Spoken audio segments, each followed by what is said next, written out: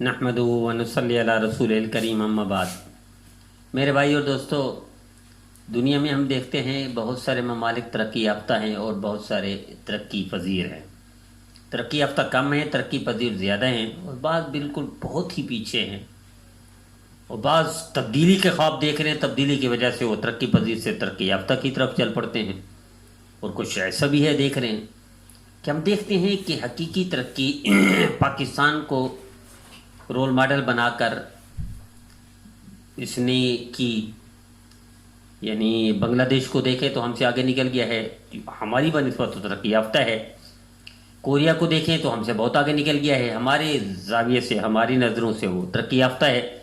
Malaysia کو دیکھیں بہت آگے نکل گیا ہے، وہ ترقی یافتہ ہے۔ جاپان کو دیکھیں، تباہ حال جاپان، جس کو ایٹم بم نے برباد کر دیا تھا، وہ ترقی یافتہ ہے۔ تو وجہ کیا ہے؟ کیا پاکستان ترقی یافتہ ہے؟ اگر کسی ملک کو دیکھنا ہو کہ ترقی یافتہ ہے، سب سے پہلے دیکھا جاتا ہے ان کی قوم کیسی ہے۔ قوم ایک ہے، متحد ہے، اتحاد اتفاق ہے، تو وہ ترقی یافتہ کی پہلی سیڑھی ہے۔ پاکستان میں قوم ہے، ممکن ہی نہیں ہے۔ 70 سال میں ان سیاستدانوں نے، حکمرانوں نے ہمیں تقسیم در تقسیم، نفرت در نفرت میں خلیج پیدا کر دی، سد سکندری، دیوار چین پیدا کر دی درمیان میں۔ اب ممکن ہی نہیں ہے، اس پر اشروں لگیں گے، اس پر 5 سال نہیں، اشرے لگیں گے، کئی اشرے، کئی دہائیاں لگیں گے، تب جا کر ایک قوم بنے گی۔ مذہب کے اعتبار سے، مسلک کے اعتبار سے، قومیت کے اعتبار سے، علاقے کے اعتبار سے، رنگ و نسل کے اعتبار سے، پارٹی بازی کے اعتبار سے، نفرتیں ہی نفرتیں ہیں، دیواریں ہی دیواریں ہیں۔ کس دیوار کو 5 سال میں گراؤ گے؟ ممکن ہی نہیں، 5 سال میں اشرے لگیں گے، پہلی چیز۔ دوسری چیز، اگر دیکھنا ہو ترقی یافتہ، کیا پاکستان ترقی یافتہ ہے؟ دوسرا عمل ہے کہ سارے ادارے، ترقی یافتہ ممالک کے سارے ادارے منافع بخش ہوتے ہیں۔ کیا ہمارے پاکستان کے منافع بخش ادارے ہیں؟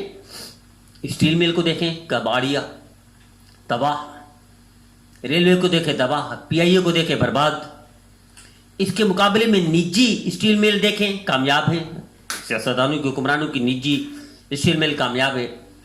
نجی ٹرینیں یعنی نجی کوچیں کامیاب ہیں۔ جو قومی ادارہ تھا اس کا، وہ تباہ حال ہے۔ پی آئی اے تباہ حال ہے، نجی ایئر لائن آباد ہیں۔ اسی طرح پوسٹ آفس سے تباہ ہے، اور نجی پوسٹ آفس یعنی T C S, D C S, پتہ نہیں کیا کیا ہے، کوریئر وغیرہ وغیرہ، وہ کامیاب آباد ہیں۔ پاکستانی اسکول تباہ ہیں۔ نجی اسکول آپ کئی مثالیں دے سکتے ہیں، لاکھوں فیس لے رہے ہیں، پاکستانی قوم سے فیسیں لے کر غیر ملک میں سرمایہ داری کر رہے ہیں۔ تو میرے عزیزو، ترقی یافتہ ممالک کے سارے ادارے منافع بخش ہوتے ہیں۔ 70 سال میں ان حکمرانوں نے، سیاستدانوں نے ہمارے اداروں کو منافع بخش اور کھڑے نہیں ہونے دیا قوم۔ چونکہ ادارے کھڑے ہوں گے تو قوم کھڑی ہوگی، قوم کھڑی ہوگی ترقی یافتہ بن جائے گی، نہیں بننے دیا۔ دوسری چیز، کسی چیز تعلیم ہوتی ہے، ترقی یافتہ ممالک میں تعلیم 100% ہوتی ہے، یا 95 ہوتی ہے، یا 90% ہوتی ہے، یا 85%، یا 80%، یا 75 یا 70، اس سے نیچے ترقی یافتہ نہیں ہے۔ پاکستان ہے اس معاملے میں، یہ تیسرا عوامل میں سے تیسرا ہے۔ 30% میں، اس میں وہ لوگ بھی شامل ہیں جو جنگ اخبار کو جننگ پڑھتے ہیں، وہ بھی پڑھے لکھے میں شامل ہیں۔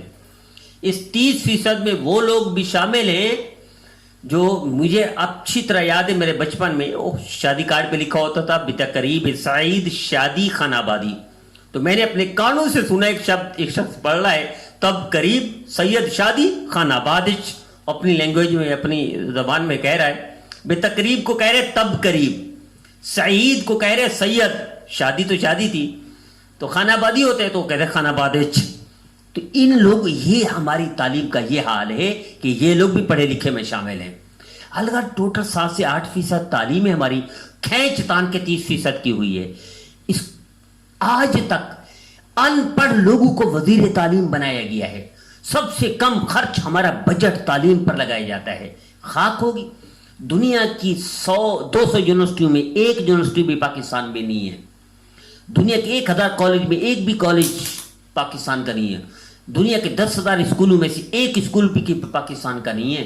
کس چیز پر ناز کرتے ہیں؟ کیا ہے تعلیم ہمارے پاس؟ ترقی کا چوتھا زینہ صحت. ڈاکٹر قوم کی خدمت کرتے ہیں اور خدمت کو اپنے قوم کا حصہ سمجھتے ہیں.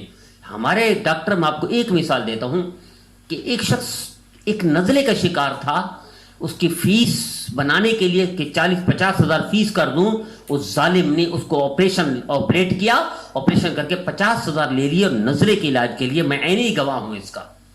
یہ حال ہے ہماری صحت کا.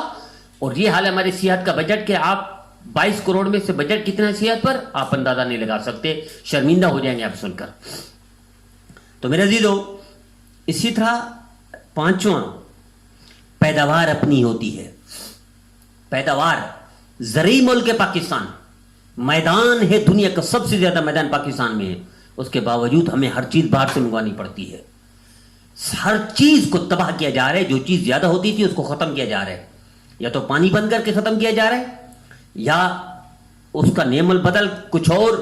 یہ باتیں میں تفصیل میں نہیں جانتا تھا، اس میں بھی بربادی کی جا رہی ہے.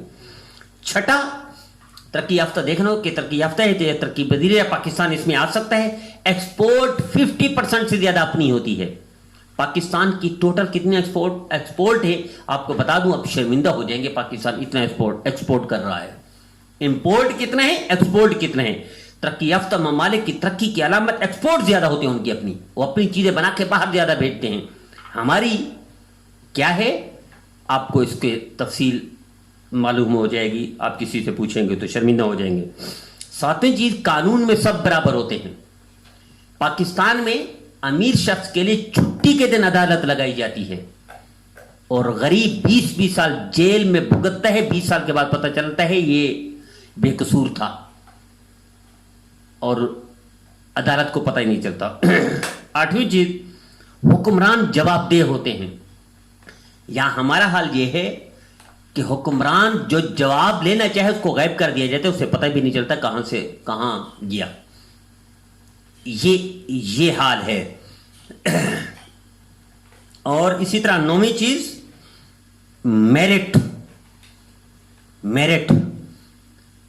جس ادارے میں بھی دیکھ لیں، جن حکمرانوں نے حکومت کی ہے، جس سیاسی پارٹی نے، انہی پارٹیوں کے ورکر اس ادارے میں ہیں.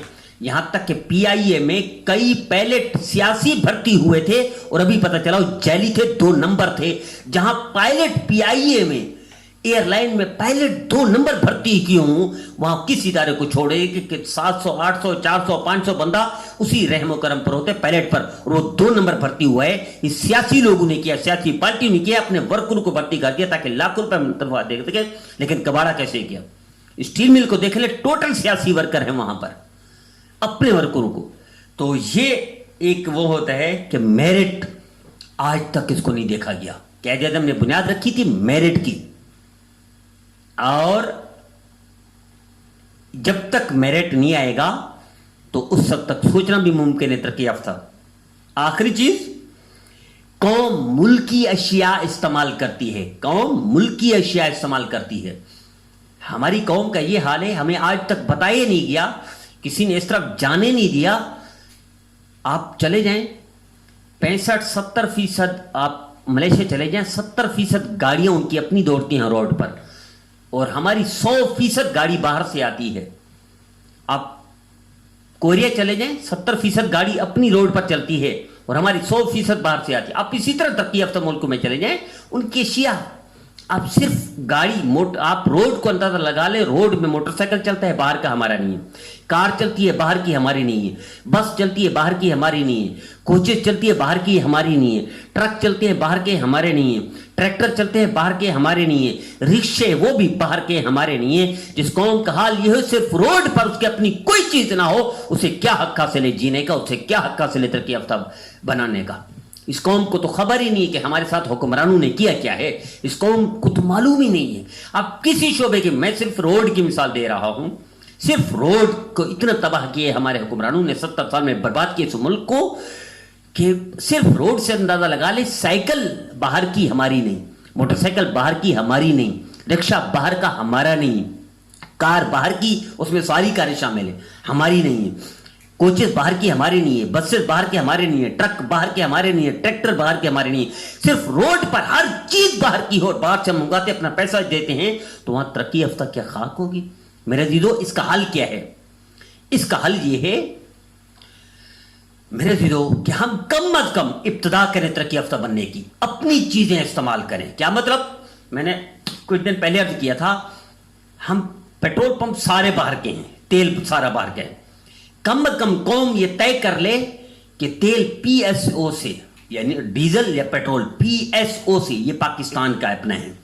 تیل تو باہر سے آ رہا ہے لیکن کمپنی پی ایس او نے پاکستان کی ہے، اس کا فائدہ آپ کے پاکستان کو ہوگا، آپ کی عوام آپ کو ہوگا۔ پی ایس او سے تیل ڈلوائیں، طے کر لیں، اس کے بعد آپ استعمال کریں۔ مثلا کوئی گاڑی تو وہ استعمال کریں کم از کم جو ہے تو باہر کی لیکن آپ کے ملک میں بن رہی ہے۔ اس کے بعد آپ ڈاک کو استعمال کریں تو آپ پوسٹ آفس کو استعمال کریں، آپ کے ملک کا ہے۔ اس کے بعد اسٹیل پہ آ جائیں تو اسٹیل مل ہماری تباہ کر دی، نجی اسٹیل ملیں آباد ہیں، چلو نجی اسٹیل مل استعمال کریں، باہر کی نہ کریں۔ آپ کپڑے پر آ جائیں، اپنے ملک کا کپڑا استعمال کریں، باہر کا نہ کریں۔ آپ برتن پر آ جائیں، اپنے برتن کے جو ناکارے ہیں انہی کو استعمال کریں، باہر کے استعمال نہ کریں۔ آپ کسی بھی چیز کو دیکھیں، جب آپ مثلا فون پر فون استعمال ہو رہا ہے سب سے زیادہ، آپ یو فون کا استعمال کریں، یہ آپ کے ملک کو فائدہ ہوگا۔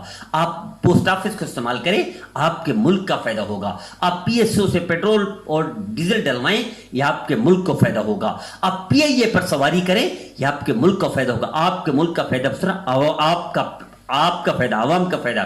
آج تک عوام کو خبر ہی نہیں ہے کہ ہمارا فائدہ کہاں ہے، ہمارا نقصان کہاں ہے۔ تو آئیے اپنے ملک کے ساتھ کھڑے ہو جائیے۔